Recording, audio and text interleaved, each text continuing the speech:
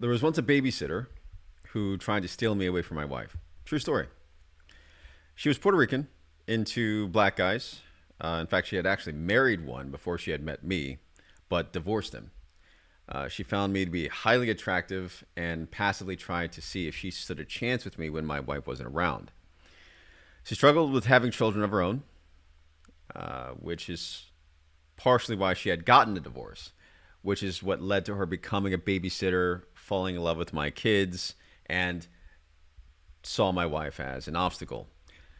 She also learned how my first serious girlfriend was a Latina, like she was.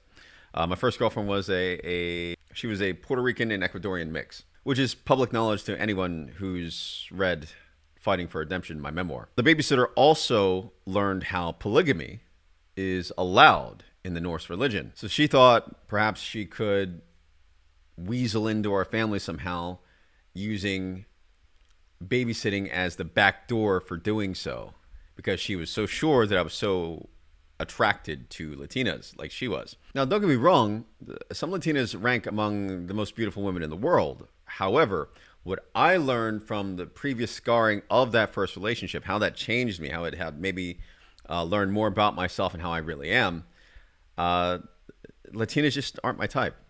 They're not. It's not the cultural direction I wanted to raise my children in. So to prevent my wife from worrying, I immediately communicated with her, hey, I'm sensing some ulterior motives here in our babysitter. And I'm not going to go into detail about why, but that would make the story very long. And I immediately communicated that to my wife. So just to make sure that she didn't worry, that there was no trust issues between she and I, and to let her know that, hey, no matter what, our bond is not going to be broken. So we kept the babysitter around regardless, though, for at least a little while, because for all of her flaws, she was at least reliable. She would show up on time, and she would otherwise follow the general rules of the house, right? So meeting that bare minimum professional standard is sometimes harder than a lot of people think when you're trying to look for a babysitter. Like parents know.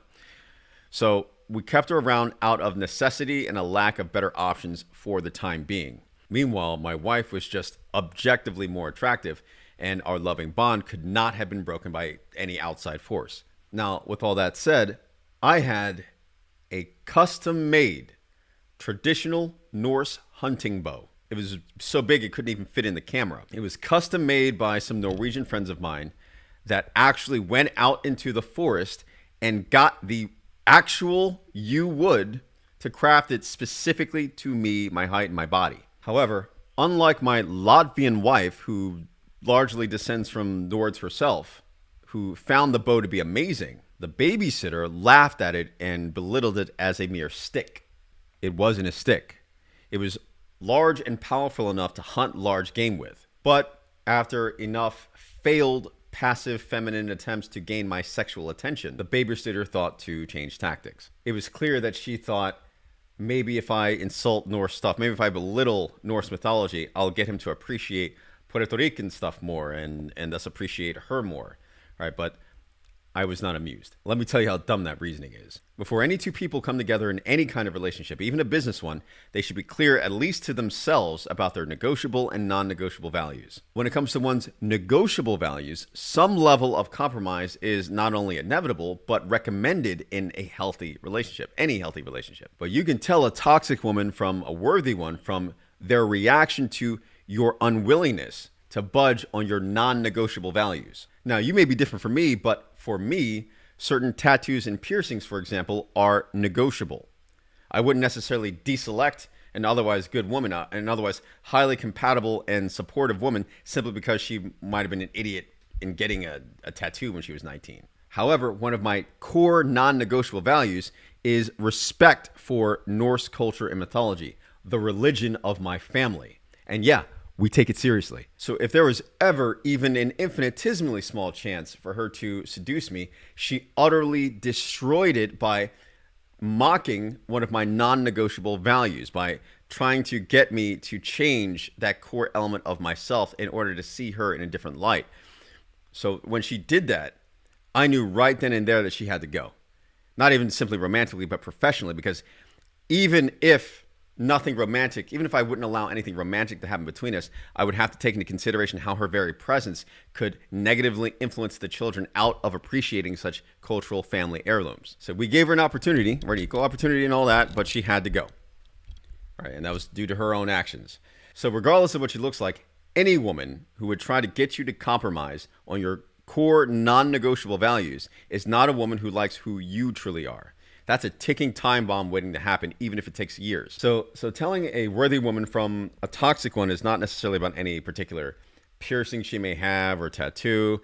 It's not even about her political beliefs that she may purport on social media. Because if a woman respects a man enough, any and all of her negotiable beliefs are subject to evolving under his influence regarding whatever he isn't willing to compromise on.